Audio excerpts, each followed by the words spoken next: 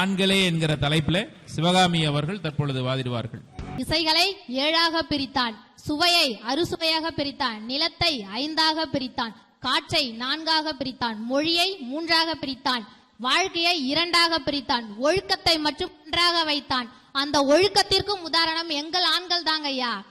அதுவும் இன்றைய இளம் தலைமுறையினர் தாங்க ஐயா. நம்ம தொழில வச்சுக்கோங்க ஐயா. இன்றைய இளம் ஆண்களை நம்ம சீர்காழி பக்கத்துல திருவெங்காட்டூர்ல பட்டினத்தார் பயிலகம்னு ஒண்ணு இருக்குங்க ஐயா. நம்ம தமிழர் மரபுல இருந்த நிறைய தொழில்கள் அழிஞ்சிட்டு இருந்ததுங்க ஐயா. அதை மீட்டெடுக்கிற விதமா இன்றைய இளம் தலைமுறையினர் ஆண்கள் தான் இலவசமாக, எப்படி நறுவர்களே, இலவசமாக குயவு தொழில், இரும்பு பட்டறை, செக்கு எண்ணெய் எடுத்தல், உணவு முறை மற்றும் பழக்க வழக்கங்கள் போகியவற்றை இலவசமாக கட்டு தந்துட்டு இருக்காங்க ஐயா.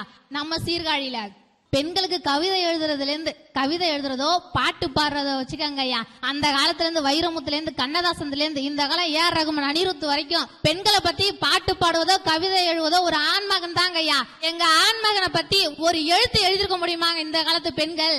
தமிழர் பண்பாட்டுல அன்றைய காலத்துல வீட்டுல எந்த வேலை செஞ்சாலும் எது செஞ்சாலும் மாவரைக்க ஆட்டுக்கல்லு, அம்மிக்கல்லு, உரக்கல்லு எல்லாம் அத்தனைக்கும் விறகடுப்பு, மண்பாண்டை, இத்தனை தாங்க அவங்க சமைச்சிட்டு இருந்தாங்க. அவங்க நடைமுறை வாழ்க்கையும் வாழ்ந்துட்டு இருந்தாங்க. ஆனா இந்த காலத்துல சரி நடைமுறை வாழ்க்கை தான் நம்ம இதுல இல்லையே, நம்ம பெண்களுக்காக கொஞ்சம் வசதியா சட்னி அரைக்க மிஷின் செஞ்சு கொடுத்தாங்க, கிரைண்டர் மாவரைக்க மிஷின் செஞ்சு கொடுத்தாங்க, தலை குளிச்சுட்டு வந்து முடிய காய கூட மிஷின் செஞ்சு கொடுத்தாங்க.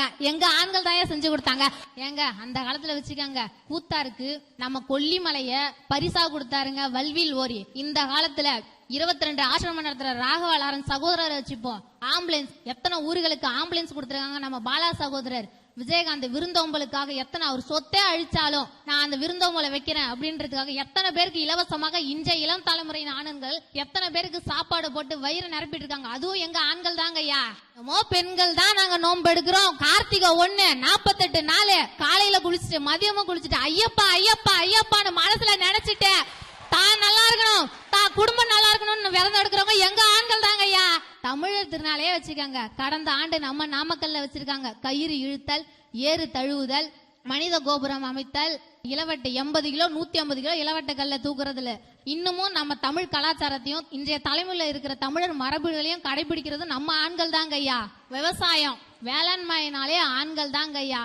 நீங்க என்னதான் களை எடுத்தாலும் நாட்டு நட்டாலும் அந்த அண்டை வெட்டுறதுல இருந்து வரப்பு பறிக்கிற வரைக்கும் என்ன பயிர், இந்த நிலத்துக்கு என்ன பயிர் போட்டா எப்படி விளையும், எந்த காலத்துல இந்த பயிரை போடணும், அதுக்கு என்னென்ன போடணும்ன்றது எங்களுக்கு தெரியாதையா. இந்த நிலத்துல போட்டா சீரக சம்பா போட்டா இந்த நிலத்துல விளையுமா, இந்த மாப்பிள்ள சம்பா போட்டா இந்த நிலத்துல விளையுமா, ஐயரெட்டு போட்டா விளையுமா, குதிரைவாளி போட்டா விளையுமான்றது ஒவ்வொன்றத்தையும் தெரிஞ்சுக்கிட்டு அறிஞ்சுக்கிட்டு அதுக்கப்புறம் தாங்க நாங்க நிலத்தையே ஆரம்பிப்போம். ஒரு விவசாயி ஒரு ஆண்மகன் நிலத்துல சேத்துல காலை ஊத்தி எடுத்தாதாங்கய்யா இவருக்கு சோற்றுல கைய வைக்க முடியும். அதை நினைப்பு வச்சுக்காங்க ஐயா. இன்னமும் இன்றைய இளம் தலைமுறையினர் தாங்க ஐயா விவசாயத்தை கூட வேளாண்மையை கூட இன்னமும் இன்றைய இளம் தலைமுறை தாங்க ஐயா காப்பாத்திட்டு இருக்காங்க.